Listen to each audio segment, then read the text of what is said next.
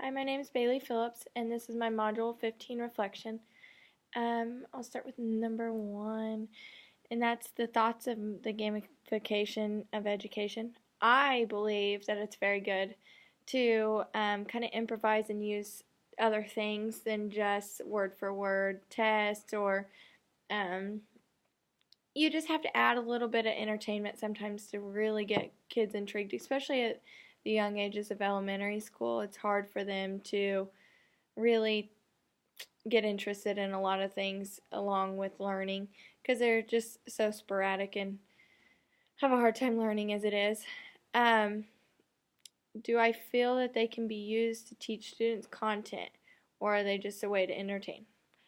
I believe they're both because with kids, if you kind of give them an example of something and um, they see it on the board and while they're doing the game, they'll kind of link two and two together and they'll be like, oh yeah, this was this and this is that. And during that game, they'll link those things together. And although it is entertaining, the more entertained the children are, the better that they will do. And the more intrigued they'll be to, and they'll want to do it.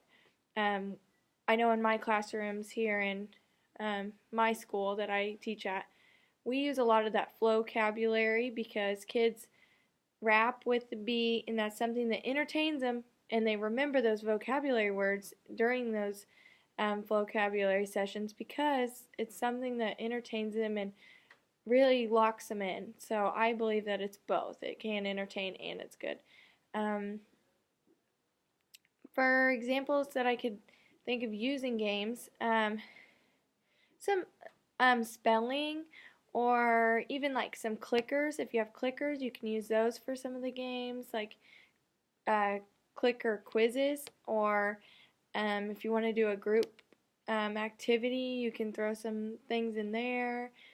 I know for mine, I use multiplication, so you can even use math if you wanted to, just some like math facts maybe.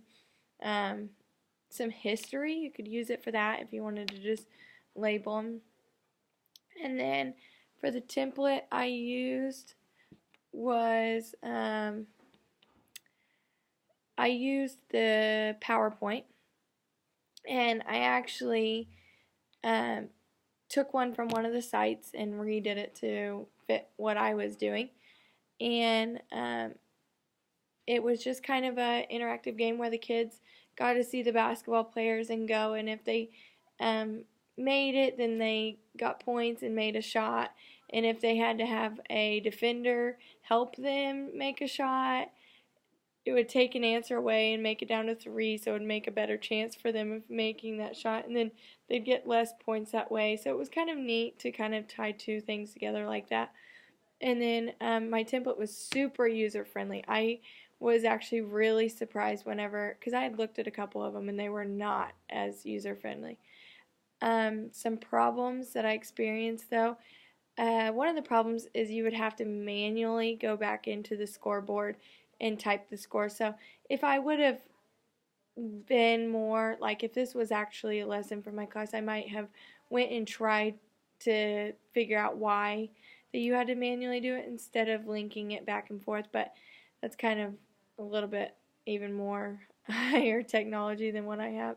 Um, and I'm pretty good at technology, so I'm not sure if that's easy to do or not. And then what are some examples of ways you could use it?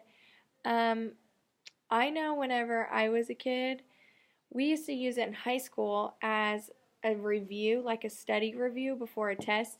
We would play like Jeopardy, and the whole class would get into teams, and you'd go one on one, and you really learned the content because you already knew it, but it was just that extra step and that extra entertainment almost to keep the kids intrigued and wanting to study for this test. And you could also put it linking online, like so kids can go online and make sure that they're understanding the material, and it's just a funner way than just sitting and looking at the review over and over again. So that's about it. Thank you.